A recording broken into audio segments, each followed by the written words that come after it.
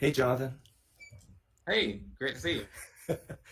I found it interesting that you wouldn't believe Jesus rose from the dead just based on Paul's letters. That's what you said, right? Correct. How about if you just throw in Paul and Mark? Would you believe it now? Um, I don't think I would. No, I don't think Mark gives us a sufficient detailed account of the post-resurrection encounters with the risen Jesus. I think Okay. that Matthew, Luke, and John are also needed to have a robust argument. Okay. Not to say they're of no evidential value, but I don't think that they would be sufficient. Okay. Now we got Paul, Mark, and Matthew. Do you believe it now? Yes, I think so. So what tips you over the edge with Matthew? Well, it's the detailed accounts, including the polymodal or multisensory nature of the resurrection encounters with the risen Jesus. Okay. Now you've heard my flying man thought experiment. If I gave you something similar for my ancestor who could fly unaided, I gave you something equivalent to Paul, something equivalent to Mark, and then this next diary in line has more detail of how he looked when he flew and where he flew and the people who saw him fly. Then you would believe my ancestor flew? Well, we'd still need to investigate the hypothesis that you're lying and making stuff up, of course. And now, let me address, though, your flying man experiment, because I've seen you present this quite often. I think that when it comes to Jesus' resurrection, I think that we have independent considerations that bear on Jesus' messianic and divine identity, and that provides an independent reason to think that God plausibly has motivation for raising Jesus of Nazareth specifically from the dead. And so Yeah. that bears positively on the intrinsic plausibility But of my the ancestor resurrection of did Jesus. claim to be God, and so therefore there was a reason why God would allow him to fly. It's not merely that Jesus claimed to be God, it's that there's good reason to think that he was in fact God. Yeah, there's good reason to believe that my ancestor was God. Yeah, because we Well, have. I mean, you'd have to get into the specifics. If I I mean, this gave is you a a completely text that hypothetical actually said that situation. he flew, like something equivalent to the 1 Corinthians 15 creed, something equivalent to the Gospel of Mark, you said you would not believe Jesus rose based on that. But as soon as we get Matthew, we have a little more detail. If I give you a little bit more detail about my ancestor, would you believe he flew? Meaning Well, that we'd also he have did to look at miracles, he the claimed to be God. hypo- we have to look at the hypothesis that you just made the whole thing up as well.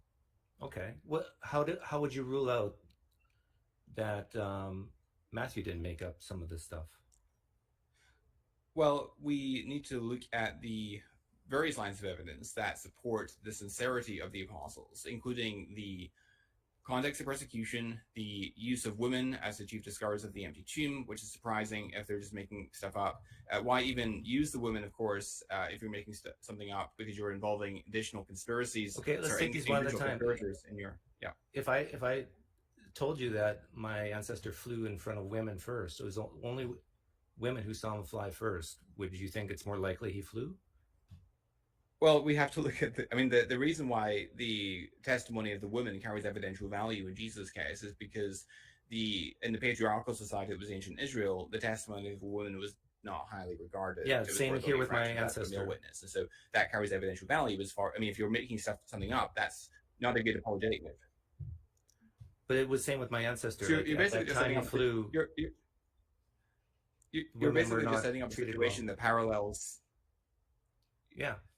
You're basically setting up a situation that parallels essentially exactly the situation we have for Christian origins. Right. So would you believe my ancestor flew if we had something similar to Paul, something similar to Mark, and then we throw in some more detail with Matthew? Would you believe my ancestor actually flew unaided? In principle, if you had a sufficiently parallel. In principle, or you would believe it? Well, we need to see the actual evidence. You're talking about a completely hypothetical situation. If you can imagine me actually presenting you texts that say this, would you believe my ancestor literally flew? In principle, I could be persuaded if you had a sufficiently parallel set of data to the sort of data. So you wouldn't believe it. You would just, in principle, you could believe it, but you wouldn't believe it. If you had sufficient evidence, then yes, you could. Yeah, but what's this? I've given you the sufficient evidence. I've given you something exactly like Paul, like Mark, and like Matthew, but I'm hearing you're not immediately believing it. No, it's because you haven't actually given me the evidence. But if I actually gave you words on paper, then yeah, I can believe it. Yeah. You would believe it then. I could be persuaded, yeah, if you give me the evidence, yeah. You could be persuaded, or you would be Yes. persuaded. I would be persuaded if you gave me the evidence, right? So all it takes is words on a piece of paper, and then you would believe it. Well, you have to you have to investigate the evidence. And how So would you you're saying investigate that? if your hypothetical situation is sufficiently parallel to what we have with respect to the New Testament, then yes. Yeah, I understand that, but what I'm trying to figure out is, at what point does your belief switch turn on with my ancestor? Like, do we need? It didn't really sound like if I added something equivalent to Matthew that you immediately believed it. With Jesus, Jonathan, it basically was with Matthew, and I'm trying to figure out, why don't you believe Jesus rose from the dead from Paul and Mark? But as soon as we get Matthew, your belief switch turned on. Why? Well, I told you. I told you, because in 1 Corinthians, we don't have a sufficiently detailed set of No, but testimonies. why does it turn on with Matthew?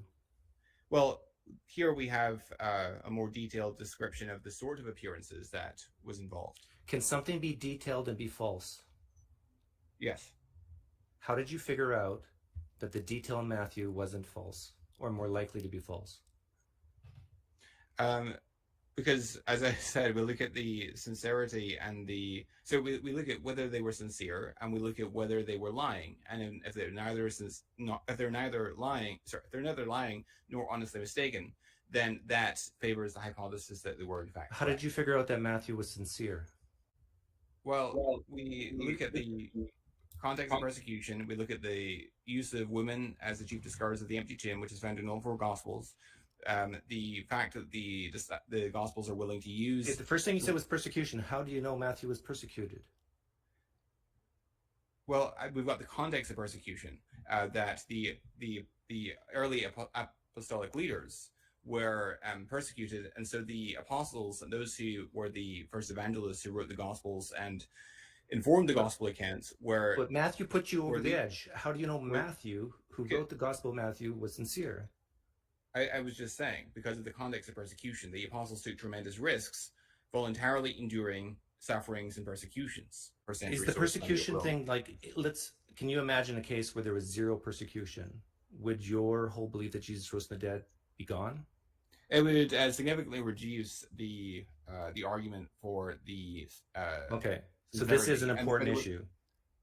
Yeah, and there would also be other considerations that bear positively on sincerity as well. But that would about 50 to 100 to 150 years after my ancestor flew, there were traditions that highlighted how the followers of the flying man were persecuted and died for their belief that my ancestor flew. Do you believe my ancestor flew now?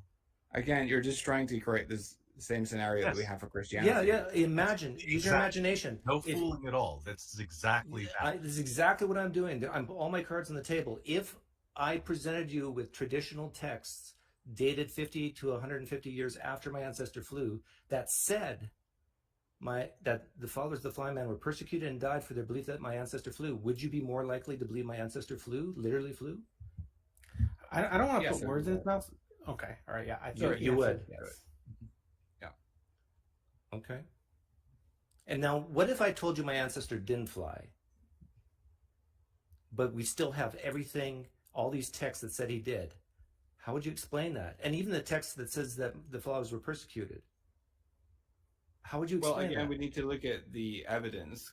Then it would be your testimony versus the other testimonies, and we'd have to find out which one is more likely to be credible. No, how would you explain that my ancestor didn't fly, yet we have those texts that say he did in the persecution stories and everything? We're just going around in circles here. Well, here's an answer you could give. An answer you could give is because an answer that you could give is that they truly believed in the message of the flying man, and they wanted to promote this idea in order to get followers. And that maybe the people who wrote about it weren't actually the first person eyewitnesses, and these were stories that later developed. Those are possible answers you could have given with my flying man. Or that they blatantly lied and they were out for money. There's another explanation. Right? Mm-hmm.